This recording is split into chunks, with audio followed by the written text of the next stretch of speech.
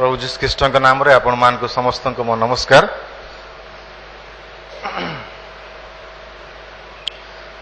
अल्प समय निमंते आमे प्रभु वाक्य मध्य को जीवा। आज शास्त्रांश जहाँकि आपण माने पाइबे जौन लिखित सुसमाचार तार 4 अध्याय 20 पदर आरंभ करी 24 पद पर्यंत 4टी पद को नहीं आज आम आलोचना करिबा। किछि मास पूर्व आमने मु एक प्रसंग आरंभ करथिली जहाँकि मंडलीर तत्व द डॉक्ट्रिन ऑफ चर्च, मंडलीर उद्देश्य, प्रभु जीशु कहीं मंडली को जगत रखिछंती, मंडली द्वारा प्रभु जीशु कौन संपादन करने पाई चाहती। तो आपण माने भूली जाइथिबे, मु आपण मान को मने पकई देबा पाई चाहे। मंडलीर 3टी मुख्य दायित्व अछि। प्रथम दायित्व ड्यूटी टुवर्ड्स गॉड, ईश्वर प्रति आमर दायित्व जहाँकि आमने उपासना करबा आवश्यक। प्रभु जीशु ख्रीष्ट को जे आमने विश्वास करिछु आ तांको आमने एकत्र होई तांकर उपासना करबा को हबो। द्वितीय रे ड्यूटी टुवर्ड्स बिलीवर, प्रभु मंडली रे जो माननकु सभ्य सभ्य भाव देइचंती सेमानंकर विश्वासर यात्रा जेपरी सफल होबाकु पारिबो, विश्वासरे जेपरी से माने बढ़िबे, स्थिर रहबाकु पारिबे एवं द्वितीय आगमन निमंते जेपरी प्रस्तुत होबाकु पारिबे, सेति पय आमने प्रार्थना द्वारा, बाइबल अध्ययन द्वारा, प्रचार द्वारा आमने परस्पर को निष्ठा जात करिथाओ, टू नर्चर द बिलीवर्स। तृतीय दायित्व है जे ए जगत को आमने किपरि जीशु को निमंते जिणिबा को पारिबा, टू एवांजेलाइज द वर्ल्ड, सुसमाचार को नहीं किपरि आमने पहुंचीबा, अधिकरु अधिक लोक माने किपरि प्रभु जीशु ख्रीष्ट को निजर एकमात्र उद्धारकर्ता परित्राणकर्ता भाव में ग्रहण करती, तद्वारा ईश्वर को राज्य विस्तारित हब। ये 3टी मुख्य उद्देश्य नहीं प्रभु जीशु ख्रीष्ट मंडली को ए जगत रखिछंती। तेणु समय थाउ थाउ आमने ए 3टी मुख्य उद्देश्य को सफल करबा पाई चेष्टा करबा मंडली भाव में। आमे वर्तमान प्रथम उद्देश्य अच्छु जहाँकि उपासना। आज शास्त्रांश जदि आपण पढ़िबे जानि पारिबे से स्थान रे किपरि उपासना कले ईश्वर दृष्टि रे गृहीत हब से विषय लिखा जाए। Worshipping the lord in spirit and truth, सत्यर एवं आत्मा रे ईश्वरंकर उपासना करिबा। जदि मु आपण मान को पचारे उपासना कहले कौन बुझंती, व्हाट इज वर्शिप, आपण माने हुए तो विभिन्न उत्तर दे पारंती। आपण मानकर मोर उत्तर भिन्न भिन्न प्रकार हे पारे। आउ से उत्तर को मु 3 भाग रे विभक्त करिछि। के आमान को मध्य कहि पारंती उपासना केवल गिरजा घर ही होई पारे, it is something which can be done only in the church, केवल गिरजा गृह रे उपासना करा जाए आउ कोठी ही पारिबो नै। आमान को मध्य आउ केते केते हुए तो कहि पारंती जे उपासना गिरजा घरे तो हुए, आ मु उपासना को जाए, गिरजा को जाए, सेठारे बसे आ देखे जे की प्रकार कार्यक्रम सब हुए, गीत केमती हैला, बाजा केमती हैला, प्रचार केमती हैला, लॉर्ड सपर केमती कंडक्ट हैला, सब ऑब्जर्व करिकरी कला परे चली जिबा। यह से मान को पाई उपासना। तृतीय कैटेगरी ख्रिस्टियन माने से माने उपासना कोई प्रकार भाव में बुझंती। उपासना से मान को पाई गीत स्त्रोत, वाक्य प्रचार, साक्ष्य प्रदान एवं साउटिंग, केते जोर उपासना हला, केते जोर रे आमे हालेलुया कहलु, केते जोर रे आमे ताली मारलु, ताकू नहीं कि से माने उपासना भल कि खराब विचार करते।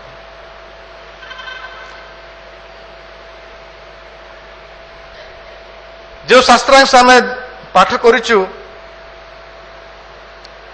से शास्त्रांश रे जड़े स्त्री समरणीय स्त्री जीशु सहित आलाप करुचंती आ से समय रे एई प्रकार भूल चिंताधारा जहाँ उपासना विषय रे से रखिथिले आ से सबको से उपस्थापन करुचंती। आमानकर प्रभु जीशु समरणीय स्त्री को वास्तव उपासना कौन किपरि उपासना कले प्रभुंकर दृष्टि रे ग्रहणीय हब प्रभु संतुष्ट हेबे से उपासना विषय रे प्रभु जीशु समरणीय स्त्री को शिखौचंती। जड़े प्रभुंकर दास जहाँकर नाम विलियम टेम्पल आउ से विस्तृत भाव में उपासना एक संज्ञा देइछंती। आउ से संज्ञा ए प्रकार to worship is to quicken the conscience by the holiness of God. से कहती जे उपासना एटे जे आमानकर विवेक ईश्वरंकर पवित्रता द्वारा स्पर्श होता है। से कहती to feed the mind with the truth of God. ईश्वरंकर वाक्यर सत्यता बा ईश्वर विषय सत्यता जहाँ आम मन को आसी थाए।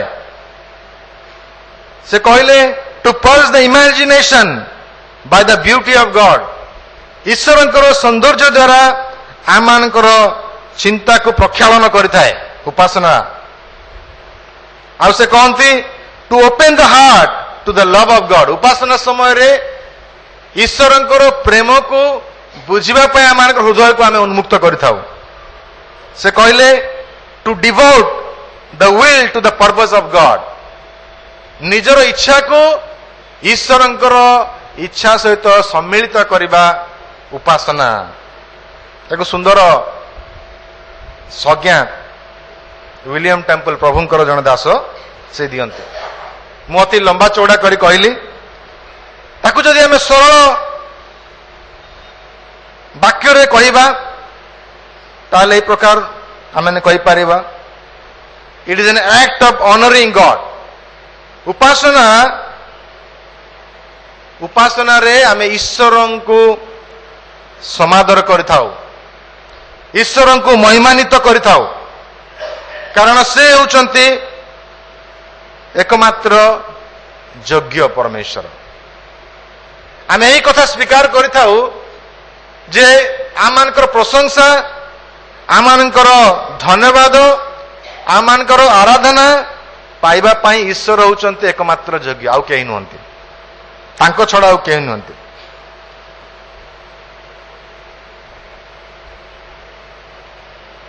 उपासना ख्रिस्टियन मानक पाई से रेगुलर थिंग ए स्वाभाविक विषय। It's natural for all Christian. आमे प्रत्येक रविवार दिन गिरजा को आसी उपासना रे जोग देई थाउ उपासना करि थाउ। तबे आमान को जानिबा को हबो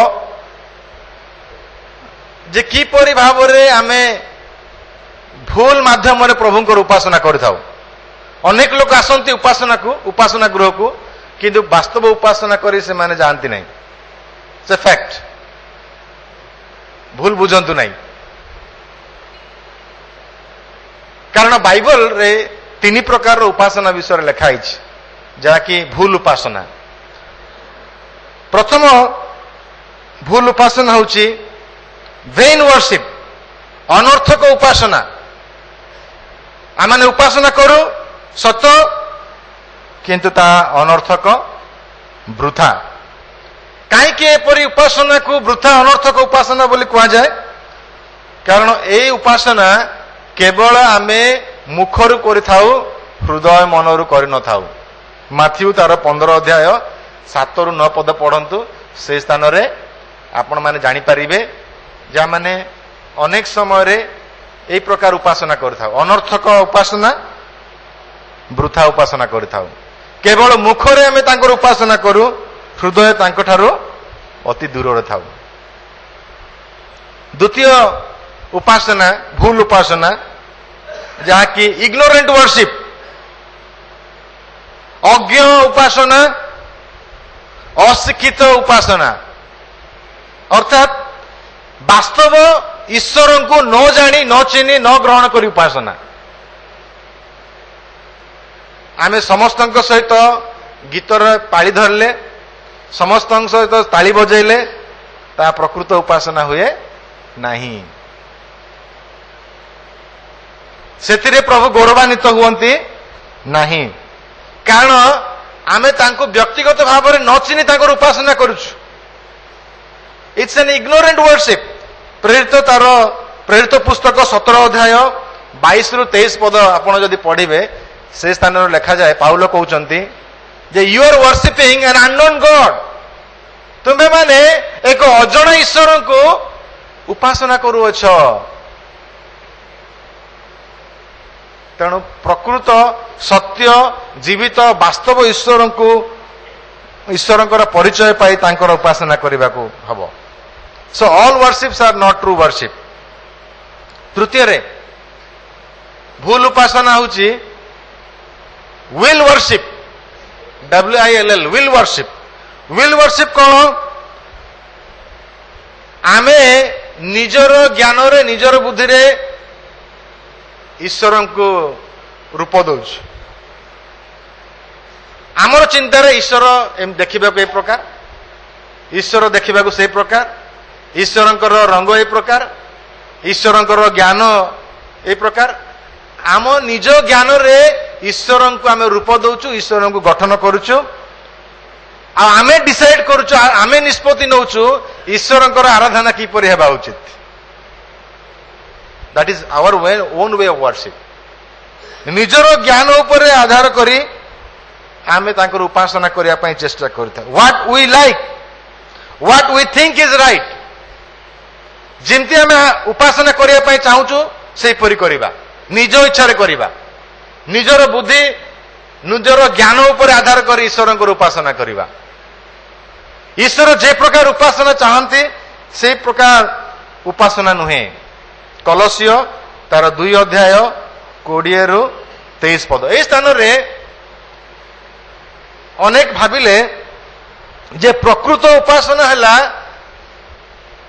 निजको समाज रु अलगा कर रखिबा, मेन स्ट्रीम रु टिके अलगा रहिबा। आमे जदि कोनोसी निरल स्थान को जंगल स्थान को जाई बसिबा योगा पोजिशन रे, हुए तो प्रभु से संतुष्ट हेबे। ध्यान कलस्य मंडली रे से प्रकार एक भ्रांत शिक्षा प्रचलित है, जहाँकि अनेक विश्वासी मान को से प्रकार उपासना करने पाई उत्साह मिला। जे प्रकृत उपासना हृदय उपासना नुहे। आमे समस्ते बाइबल धरिबा, निरल स्थान को जीवा, सेठारे बसिक पढ़िबा, उपासना करिबा। निजर इच्छा रे निजर बुद्धि रे आमे ईश्वरंकर उपासना करिया पई चेष्टा करथाउ, जहा कि ईश्वरंक दृष्टि रे ग्रहणीय नुहे। और से प्रकार समीरणी स्त्री मध्य भाबिथिले जे प्रकृत उपासना करबे कहले कौन से एक स्थान को जीवा को हबो।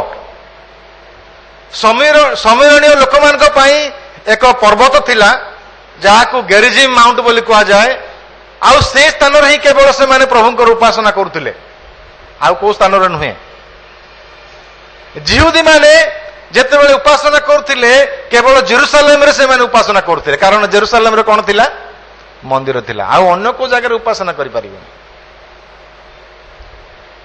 केवल जेरूसलेम प्रार्थना कले प्रभु शुणिबे। आमे जेमती भाबुचो प्रार्थना टावर रे प्रार्थना कले प्रभु शुणिबे, गिरजा रे प्रार्थना कले प्रभु शुणिबे नहीं, किंबा घरे प्रार्थना कले प्रभु शुणती नहीं। ये सब जो भ्रांत शिक्षा चिंताधारा केवल वर्तमान समय अच्छी ताहा नुहे, बाइबल समय रे मध्य से प्रकार थिला। लोक माने स्थानों को गुरुत्व दौथिले, प्राधान्य दौथिले। आ से समय रे जीसु समयरण स्त्री भूल चिंताधारा को से दूर करुचंती। आ से कहले वर्तमान समय देखंतु 21 पद, ଯୀଶୁ ତାଙ୍କୁ କହିଲେ, ଆଗ ନାରୀ ମୋ କଥା ବିଶ୍ୱାସ କର, ଯେଉଁ ସମୟରେ ତୁମେ ମାନେ ଏହି ପର୍ବତରେ କିମ୍ବା ଜେରୁସାଲେମରେ ପିତାଙ୍କର ଉପାସନା କରିବ ନାହିଁ। କୌଣସି ସ୍ଥାନ ବର୍ତ୍ତମାନ ଗୁରୁତ୍ୱପୂର୍ଣ୍ଣ ନାହିଁ। Place is immaterial. କୋଉ ସ୍ଥାନରେ ଆମେ ଉପାସନା କରୁଛୁ ତାହା ପ୍ରାଧାନ୍ୟ ନୁହେଁ। କିପରି ଆମେ ତାଙ୍କର ଉପାସନା କରୁଛୁ, ତାଙ୍କ ସହିତ ଆମର ସମ୍ପର୍କ କିପରି ଅଛି, ଉପାସନା ତା ଉପରେ ଆଧାରିତ। ଏପରି ଏକ ସମୟ ଆସୁଅଛି, ଯୀଶୁ କହୁଛନ୍ତି, ଯାହା ତୁମେ ମାନେ ଜାଣ ନାହିଁ ତା ଉପାସନା କରୁଥାଅ, ଯାହାକୁ ଆମ୍ଭେମାନେ ଜାଣୁ ତାହାକୁ ଉପାସନା କରୁଥାଉ। କାରଣ ପରିତ୍ରାଣ ଜିହୁଦୀମାନଙ୍କ ମଧ୍ୟରେ ଆସେ, କିନ୍ତୁ ଯେଉଁ ସମୟରେ ସତ୍ୟ ଉପାସକ ମାନେ ଆତ୍ମାରେ ଓ ସତ୍ୟରେ ପିତାଙ୍କର ଉପାସନା କରିବେ, ସେପରି ସମୟ ଆସୁଅଛି। ଯୀଶୁ କହୁଛନ୍ତି, ବର୍ତ୍ତମାନ ଯୁଗ ବଦଳିଛି। ଯୀଶୁ ଆସିଲା ପରେ ଯୁଗ ପରିବର୍ତ୍ତନ ହେଲା। ପୁରାତନ ନିୟମ ନୂତନ ନିୟମ ହେଲା।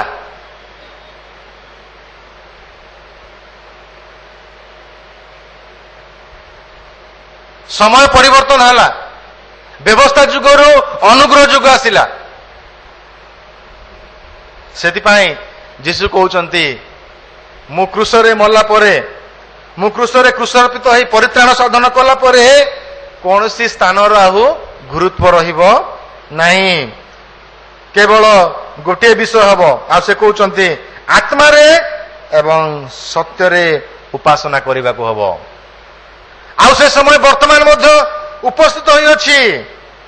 ଆଉ ଏହା ହିଁ ପିତା ମାନଙ୍କ ଠାରୁ ଚାହାନ୍ତି। ତେବେ ଏହା କି ପ୍ରକାର ଉପାସନା? ସତ୍ୟରେ ଏବଂ ଆତ୍ମାରେ ଓ ଆତ୍ମାରେ ଓ ସତ୍ୟରେ ଉପାସନା କି ପ୍ରକାର ଉପାସନା, ଯାହା ପ୍ରଭୁ ଯୀଶୁଖ୍ରୀଷ୍ଟ ସମୀରଣୀ ସ୍ତ୍ରୀକୁ ଶିଖିବା ପାଇଁ ଚେଷ୍ଟା କରୁଛନ୍ତି। ଆମେ ଅନେକ ସମୟରେ ପ୍ରାର୍ଥନା କରିଥାଉ, ପ୍ରଭୁ ସତ୍ୟରେ ଏବଂ ଆତ୍ମାରେ ଆମେ ଯେପରି ଉପାସନା କରୁ ଆମମାନଙ୍କୁ ଶିଖାଅ।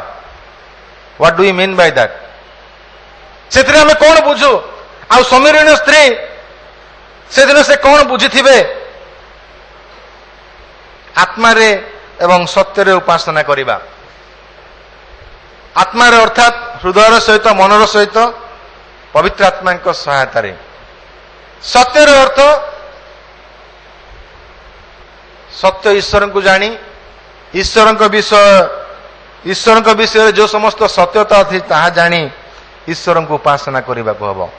ଆଜି ମୁଁ 5ଟି କଥା ଆପଣମାନଙ୍କ ସମ୍ମୁଖ ରଖିବା ପାଇଁ ଚାହେଁ ଶୀଘ୍ର। ଯେ ସତ୍ୟ ଏବଂ ଆତ୍ମା ବା ଆତ୍ମା ସତ୍ୟରେ ଉପାସନା କହିଲା ମାନେ କଣ ବୁଝୁ? କିପରି ଆମେ ଈଶ୍ୱରଙ୍କର ଉପାସନା ସତ୍ୟରେ ଏବଂ ଆତ୍ମାରେ କରିପାରିବା? ପ୍ରଥମ ବିଷୟ, ସତ୍ୟ ଏବଂ ଆତ୍ମାର ଉପାସନା ଈଶ୍ୱରଙ୍କୁ ଗୌରବ ଦେଇଥାଏ। ସତ୍ୟ ଏବଂ ଆତ୍ମାର ଉପାସନା ଈଶ୍ୱରଙ୍କୁ ଗୌରବ ଦିଏ, କୌଣସି ସ୍ଥାନକୁ ଗୌରବ ଦିଏ ନାହିଁ। ଆମର ଆଟାଚମେଣ୍ଟ, ଆମର ଆକର୍ଷଣ କୌଣସି ସ୍ଥାନ ପ୍ରତି ରହିବା କଥା ନୁହଁ। ଆମର ଲକ୍ଷ୍ୟ ଯେ ମୋ ଦ୍ୱାରା ପ୍ରଭୁ କିପରି ଗୌରବାନ୍ୱିତ ହେବେ, ତାହା ହିଁ ପ୍ରକୃତ ଉପାସନା। ଗୀତ ରଚକ ଗୀତ 145 3 ପଦରେ ଲେଖାଯାଏ, ସଦାପ୍ରଭୁ ମହାନ ଓ ସେ ପ୍ରଶଂସନୀୟ, ସଦାପ୍ରଭୁ ମହାନ ଓ ସେ ପ୍ରଶଂସନୀୟ, ତାଙ୍କୁ ଆମେ ଗୌରବ ଦେବାକୁ ହବ। ଉପାସନାରେ କେବଳ ପିତା ଈଶ୍ୱରଙ୍କୁ ଗୌରବ ଦେବାକୁ ହବ, କାରଣ ସେ ସେଇ ପ୍ରକାର ଉପାସନା ଚାହାନ୍ତି। ଯୋଉ ସ୍ଥାନରେ ପିତାଙ୍କର ଗୌରବ ନଥାଏ ସେହି ସ୍ଥାନରେ ବାସ୍ତବ ଉପାସନା ହୋଇନଥାଏ। ଯୋଉ ସ୍ଥାନରେ ମନୁଷ୍ୟମାନଙ୍କୁ ଆମେ ଗୁରୁତ୍ୱ ଦେଇଥାଉ ସେହି ସ୍ଥାନରେ ଈଶ୍ୱରଙ୍କୁ ଆମେ କେବେ ଗୌରବ ଦେଇପାରିବା ନାହିଁ। Our worship should be God glorifying. ଗୀତ 34 3 ପଦରେ ଲେଖାଯାଏ, ସଦାପ୍ରଭୁଙ୍କ ମାହାତ୍ମ୍ୟ ପ୍ରକାଶ କରିବା, ଈଶ୍ୱରଙ୍କର ମାହାତ୍ମ୍ୟ, ଈଶ୍ୱରଙ୍କର ମହିମାକୁ ପ୍ରକାଶ କରିବା, ତାହା ହିଁ ପ୍ରକୃତ ଉପାସନା। ତେବେ ଆମେ କିପରି ଈଶ୍ୱରଙ୍କୁ ମହିମାନ୍ୱିତ କରିବା? ଯଦି ଆମେ ମୂଳ ଭାଷାକୁ ଯିବା, ମହିମାନ୍ୱିତ କରିବାର मूल अर्थ होची ओजन, वेट। ईश्वर को आम गुरुत्व देवा, ओजन देवा, गुरुत्व देवा। आम जीवन जिते आम ईश्वर को गुरुत्व दौचु से स्थान में आम वास्तव उपासना करिथाउ। प्रिय भाई एवं भौणी माने, प्रिय मंडली, nothing make God so supreme exalted then when we say God is most important in my life। ईश्वर को एपरी कौन सी विषय उच्चीकृत महिमान्वित कर न थाए जाके आमे कहू जे प्रभु मो पाई सबु किछि। God is my first priority more than money। ईश्वर मो पाई धन ठारू अधिक गुरुत्वपूर्ण, ईश्वर मो पाई सम्मान ठारू अधिक गुरुत्वपूर्ण, ईश्वर मो पाई मो चाकरी रु अधिक गुरुत्वपूर्ण, ईश्वर मो पाई मोर शरीर गुरुत्वपूर्ण, ईश्वर मो पाई मोर खेल रु मोर स्पोर्ट्स रु गुरुत्वपूर्ण, ईश्वर मो पाई मोर बंधु मान ठारू गुरुत्वपूर्ण।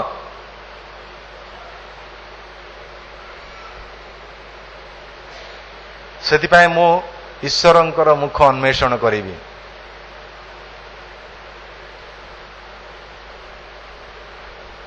आम भितर जड़े जुवा पुओ से आमर मॉर्निंग प्रेयर को आसती। से गोटे चाकरी पाइथिले,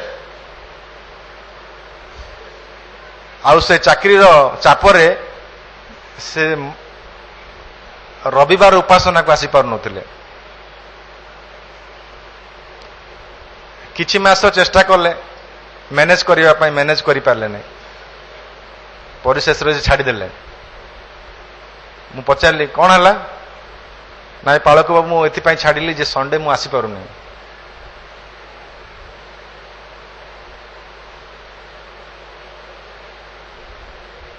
एटा होची प्रभु को प्राधान्यता देवा। आमे प्रभु को केते प्राधान्यता दौचु से प्रभु महिमान्वित हुअंती। आ जो माने गिरजा को आसंती से माने जानती why they are in the church. से माने जानती से माने काहे की गिरजा को आसंती, काहे की आसंती। से मानकर कौनसी संदेह नहीं जे से माने मंडली को आसीबा द्वारा, सहभागिता को आसीबा द्वारा, आ से माने उपासना रे अंशी हुअंती, गीत स्रोत बोलती, वाक्य शुणती, प्रार्थना करती, किंतु रीतिनीति भाव में करती नहीं। एथिपाई से माने प्रार्थना करती, एथिपाई से माने गीत बोलती, एथिपाई से माने प्रभुंकर स्तोत्र करती जेपरी ईश्वरंकर निकटवर्ती हो पारती। क्वायर मेंबर माने सतर्क रुहंतु। गीत बोलिबा द्वारा आमे ईश्वरंकर जेपरी निकटवर्ती हो पारू, एथिपाई आमे गीत बोली थाउ। प्रशंसा करने द्वारा आमर जेपरी ईश्वर सहित संपर्क आहरी घनिष्ठ हम, एथिपाई आमे प्रशंसा करि थाउ। ताही वास्तव उपासना आ प्रभु प्रशंसनित होते, प्रभुंकर नाम को आमे उच्चीकृत करि थाउ। It is personal. आमे काहाकू देखेबा आवश्यक नुह, यह व्यक्तिगत कथा, अंतर कथा। सत्य रे आत्मा रे उपासना कि प्रकार उपासना, से उपासना रे प्रभु केवल गौरवान्वित हुअंती। द्वितीय रे सत्य एवं आत्मार उपासना कौन? सत्य एवं आत्मार उपासना ख्रीष्ट केंद्रिक अटे। सत्य एवं आत्मार प्रार्थना ख्रीष्ट केंद्रिक अटे। It's Christ centred. आपण माने भाबुथिबे आमे तो ख्रिस्टियन लोक जीसु को विश्वास करूछु, आ कोन ख्रीष्ट केंद्रिक? अनेक अछंती ख्रिस्टियन हेले मध्य केवल पिता को विश्वास करती, पुत्र को विश्वास करती नहीं।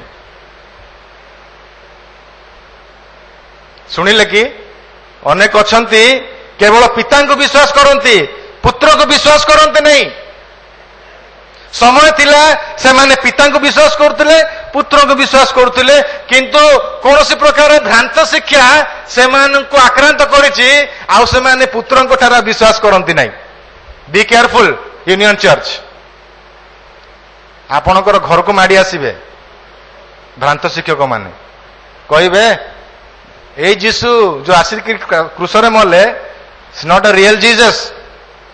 ପ୍ରକୃତ ଯୀଶୁ ଆସିବେ ଭବିଷ୍ୟତରେ। ଆମର ଉପାସନା ଖ୍ରୀଷ୍ଟ କେନ୍ଦ୍ରିକ ହେବାକୁ ଆବଶ୍ୟକ। ଯୀଶୁ ଯେତେବେଳେ କହିଲେ ଯେ ସମୟ ଆସୁଅଛି ପରିବର୍ତ୍ତନ ହବ, ସେ ସମୟ କାହାକୁ ବୁଝଉଛି? ସେ ସମୟ ଯୀଶୁ ଖ୍ରୀଷ୍ଟଙ୍କର କ୍ରୁଶୀୟ ମୃତ୍ୟୁକୁ ବୁଝାଏ। ଯେ ସେ ପାପୀ ଜଗତର ପାପୀ ମାନଙ୍କ ନିମନ୍ତେ, ପାପ ନିମନ୍ତେ କାଲବରୀ କ୍ରୁଶରେ ହତ ହେବେ, ସେ ସମାଧିସ୍ଥ ହେବେ, ଆଉ ସେ ପୁନରୁତ୍ଥିତ ହେବେ ମନୁଷ୍ୟମାନଙ୍କୁ ଉଦ୍ଧାର କରିବା ନିମନ୍ତେ। ତାପରେ କଣ ହବ? ଅନୁଗ୍ରହର ଯୁଗ ଆରମ୍ଭ ହବ।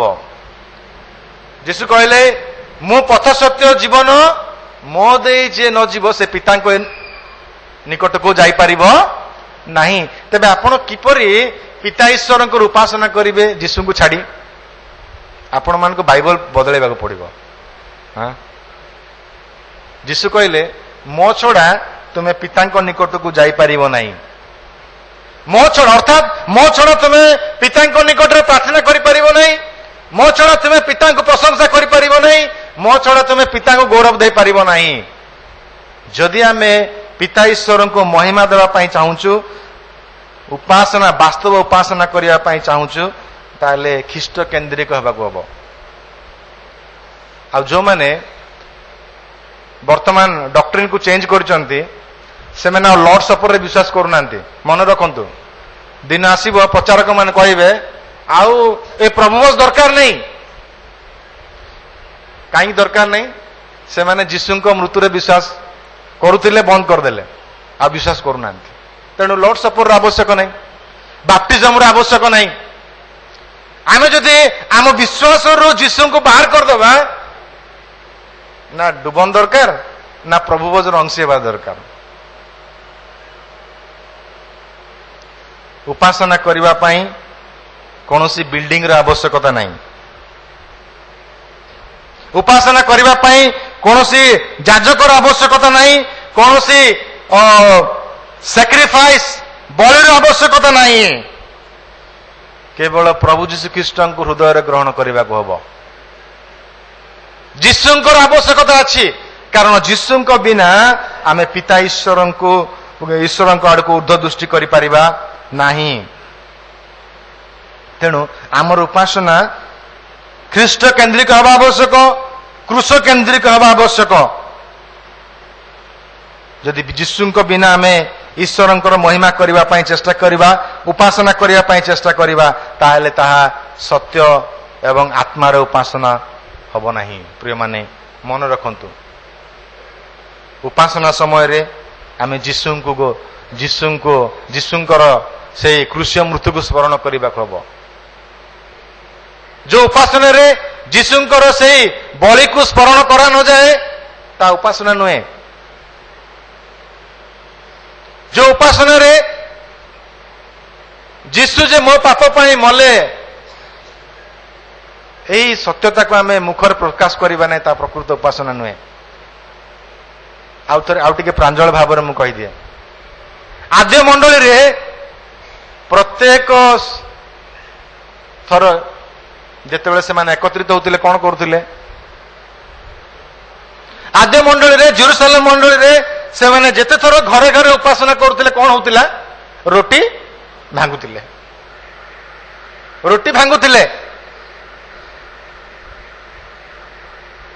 ତାର ଅର୍ଥ କଣ? କାହାକୁ ମନେ ପକାଉଥିଲେ? ଯୀଶୁଙ୍କର କ୍ରୁଶୀୟ ମୃତ୍ୟୁକୁ ମନେ ପକାଉଥିଲେ। ତେଣୁ ଆମେ ଯୀଶୁଙ୍କର କ୍ରୁଶୀୟ ମୃତ୍ୟୁକୁ ନ ମନେ ପକେଇ ଆମେ ଉପାସନା କରିପାରିବା ନାହିଁ। ଆମେ ମାସକୁ ଥରେ କରୁଛୁ, ବାପ୍ଟିଷ୍ଟ ଲୋକମାନେ ମାସକୁ ଥରେ, ଆଉ କେହି ତ ବର୍ଷକୁ ଥରେ କରନ୍ତି। किंतु मन रखंतु आमानकर उपासना ख्रीष्ट केन्द्रिक हेबा आवश्यक जदि आमे सत्य रे एवं आत्मा रे उपासना करबा पई चाहूछु। तृतीय रे सत्य एवं आत्मा रे उपासना पवित्र आत्मा द्वारा चालित। It is empowered by the Holi spirit. सत्य एवं आत्मा रे उपासना पवित्र आत्मा द्वारा चालित।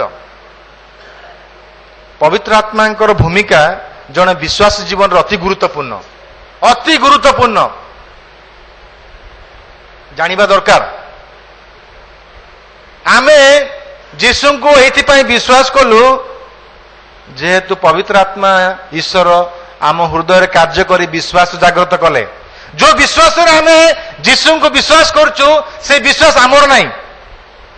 से विश्वास किए देछि आम हृदय रे? पवित्र आत्मा देछन्ति। पवित्र आत्मा ईश्वर आम हृदय रे कार्य करिबा हेतु आम हृदय रे विश्वास जागृत होला। आ से विश्वास रे आमे विश्वास करूछु आमर कोनोसी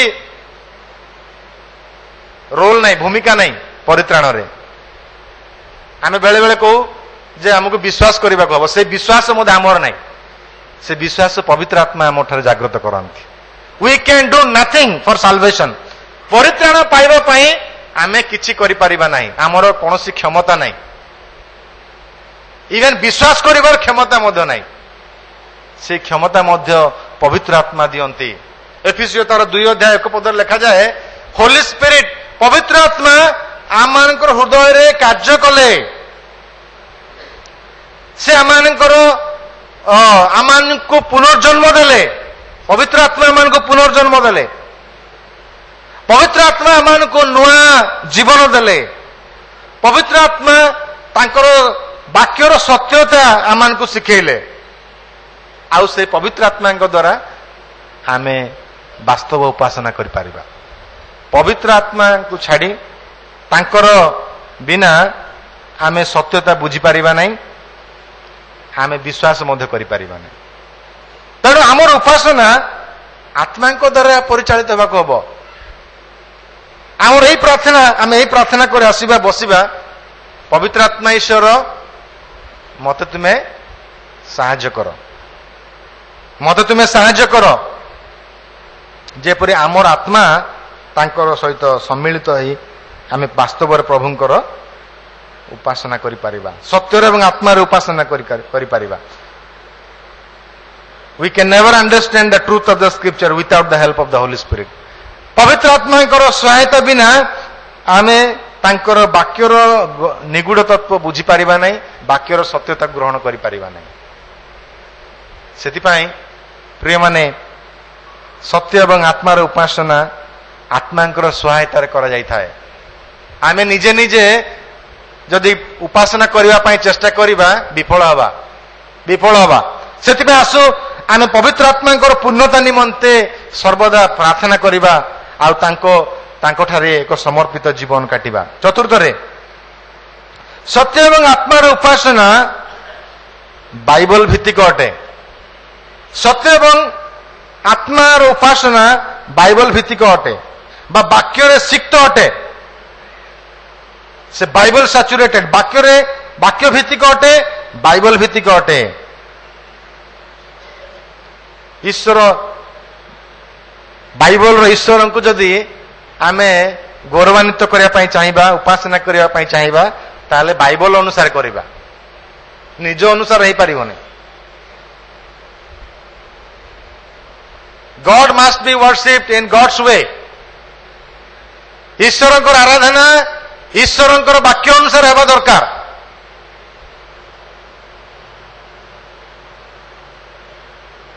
जदि ईश्वरंकर वाक्य बाहर जदि आमे तांको संतुष्ट करिबा पई तांकर उपासना करिबा पई चेष्टा करिबा, ताले आमे केबे करि परिबा नै, तांको संतुष्ट करि परिबा नै। आज विभिन्न प्रकार मानविक चिंता सब आसीची उपासना रे। आज एपरि उपासना होउची जो उपासना विषय बाइबल लिखा जायनी। आज आपण माने टीवी रे देखुथिबे विभिन्न प्रकार उपासना, फुंकी देले पड़ी जाउछंती उपासना, ମୁଁ ଜାଣିନି କୋଉ ବାଇବଲରେ ଲେଖା ହେଇଛି। ଅନେକ ପ୍ରକାର ଉପାସନା ଆଜି ପ୍ରଚଳିତ ହେଇଛି, ଯୋଉ ଉପାସନା କି ବାଇବଲରେ ଲେଖାଯାଏ ନାହିଁ। ଆଜି ଏ ପ୍ରକାର ଉପାସନା ହଉଛି ଯୋଉ ଉପାସନାରେ କି ଲୋକମାନେ ବାନ୍ତି କରୁଛନ୍ତି। ବାନ୍ତି ତ ଅସନା ଜିନିଷ, ଉପାସନାରେ ବାନ୍ତି କୁଆଡୁ ଆସିଲା? ଆଜି ଏ ପ୍ରକାର ଉପାସନା ଲୋକମାନେ କରୁଛନ୍ତି ଯୋଉ ଉପାସନାରେ କି ସେମାନେ କୁକୁର ଭୋକିଲା ଭଳିଆ ଭୋକୁଛନ୍ତି। ଏସବୁ ବାଇବଲ ଭିତ୍ତିକ ନୁହେଁ। ସେଥିପାଇଁ ସତ୍ୟ ଆତ୍ମାରେ ଉପାସନା କରିବାକୁ ହେଲେ ବାଇବଲରେ ଅଛି କି ନାହିଁ ଚିନ୍ତା କରିବେ। ବାଇବଲରେ ଲେଖା ଅଛି କି ନାହିଁ ଠିକ ତର୍ଜମା କରିବେ। ଯଦି ତା ବାଇବଲ ଭିତ୍ତିକ ନୁହେଁ ତାହେଲେ ତାକୁ ଅଗ୍ରାହ୍ୟ କରିବାକୁ ପଡିବ। ଆଉ ସେଇ ପ୍ରକାର ଉପାସନା ଶୈତାନକୁ ଗୌରବ ଦେବ, ଶୈତାନକୁ ଗୌରବ ଦେବ। ପ୍ରଭୁ ସେଥିରେ ଗୌରବାନ୍ୱିତ ହେବେ ନାହିଁ। ତାହା ପ୍ରକୃତ ଉପାସନା ନୁହେଁ। ସେଥିପାଇଁ ଆମେ ଯୋଉ ପ୍ରକାର ଗୀତ ବୋଲୁଛୁ ସେ ଗୀତରେ କୌଣସି ସମ୍ବାଦ ଅଛି କି ନାହିଁ ଜାଣିବାକୁ ପଡିବ। ଆଜି ବିଭିନ୍ନ ପ୍ରକାର ଗୀତ ସବୁ ବାହାରିଛି। ଖ୍ରୀଷ୍ଟିଆନ ନାମରେ ସବୁ ଗୀତ ଅଛି। ଇଭେନ୍ ତା ରିଦମ ବି ଇମ୍ପୋର୍ଟାଣ୍ଟ, ଗୀତର ରିଦମ ବି ଇମ୍ପୋର୍ଟାଣ୍ଟ। ଯଦି ଆପଣ ରିଦମରେ ଯଦି ଆପଣଙ୍କର ଗୋଡ ହଲୁଛି, ହାତ ହଲୁଛି, ଆପଣ ଜାଣନ୍ତୁ ଯେ ଏଟା ଅଲଗା ପ୍ରକାର ମ୍ୟୁଜିକ। କିନ୍ତୁ ଆପଣଙ୍କର ଆତ୍ମାରେ ଶାନ୍ତି ପାଉନଥିବେ, କିନ୍ତୁ ଗୋଡ ହାତ ହଲୁଥିବ। ଆତ୍ମାକୁ ସ୍ପର୍ଶ କରୁନଥିବ କିନ୍ତୁ ଗୋଡ ହାତ ମୁଣ୍ଡ ହଲୁଥିବ। Be careful about that kind of music. ସେ ପ୍ରକାର ମ୍ୟୁଜିକରୁ ସତର୍କ ରୁହନ୍ତୁ। এই ପ୍ରକାର ଗୀତ ବି ଅଛି ଯୋଉ ଗୀତରେ କୌଣସି ଥିଓଲୋଜି ନାହିଁ, କୌଣସି ସୁସମାଚାର ନାହିଁ, ପରିତ୍ରାଣ ବିଷୟରେ ସମ୍ବାଦ ନାହିଁ, ଆଗମନ ବିଷୟରେ ସମ୍ବାଦ ନାହିଁ, ପାପ ବିଷୟରେ ସମ୍ବାଦ ନାହିଁ। ସମୁଦ୍ର, ପାଣି, ବର୍ଷା ଏ ପ୍ରକାର ଶବ୍ଦରେ କୌଣସି ଗୀତ ହୁଏ ନାହିଁ।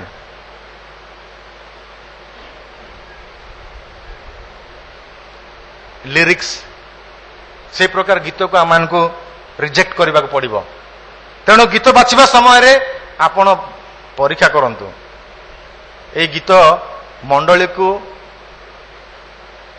साहाय्य करिवो कि नहीं, प्रभु को गौरवान्वित करिवो कि नहीं। आ बेले बेले ए प्रकार प्रचार मध्य होता है। आ जो प्रचार रे कि कौनसी सत्यता न थाए।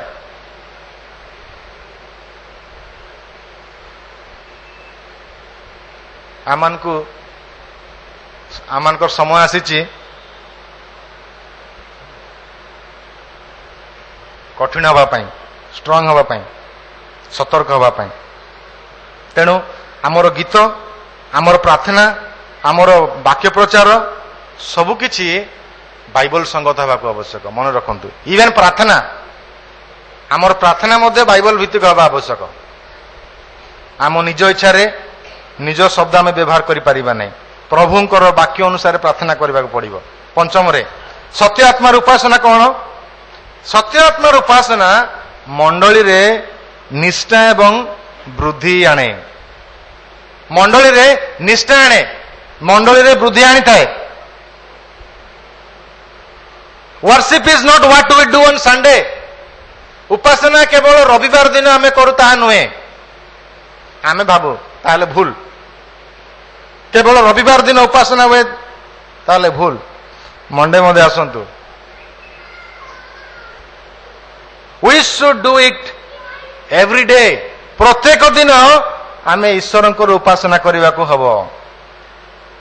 आमे जहाँ सप्ताह प्रथम दिन रे एठारे करूचु, जहाँ गीत गाउचु, गीत बोलुचु, वाक्य प्रचार होची, आम जीवन को नियंत्रण करने आवश्यक। It must govern our thinking.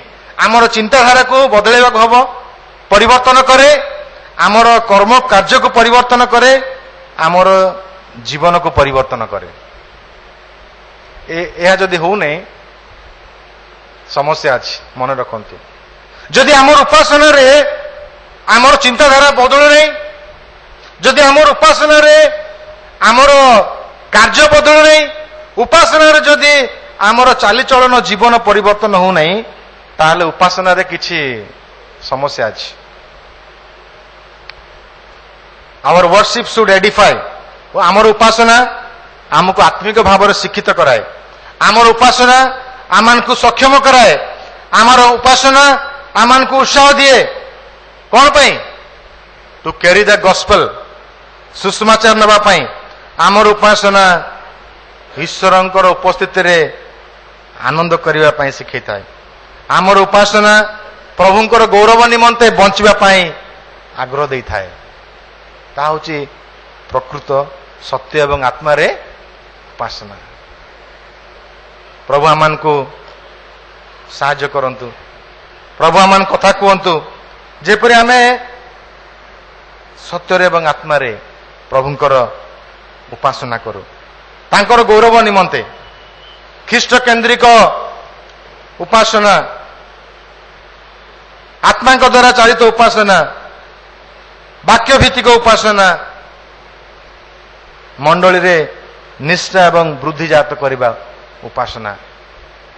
प्रभु आमान को ये अल्प चिंतार आशीर्वाद करंतु। आसंतु प्रार्थना करवा।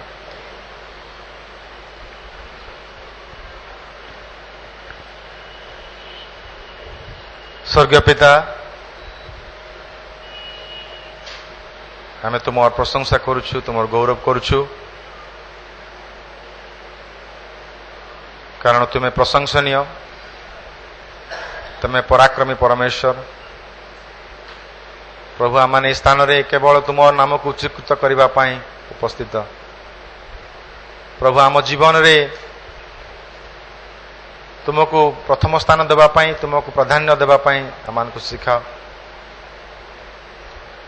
आत्मांकर चालना दियो प्रभु आमान को तुम वाक्य भित्तिक उपासना करने पाई साहाय्य कर। प्रभु आमानकर साप्ताहिक उपासना द्वारा जेपरि आमानक मंडली रे एकता आसीबो, आमानकर मंडली रे आत्मिक जागरण आसीबो, सहभागिता वृद्धि पाइबो। प्रभु तुम्हें आमान को साहाय्य कर। उपासना आम जीवन को नियंत्रण करू, परिवर्तन करू। धन्यवाद दूची आमान को कथा कहते हेतु। गौरव समारोह पूजा प्रशंसा तुमको दे सामान्य प्रार्थना त्राणकर्ता प्रिय प्रभु सिंह नाम रे मागुअछु। आमेन।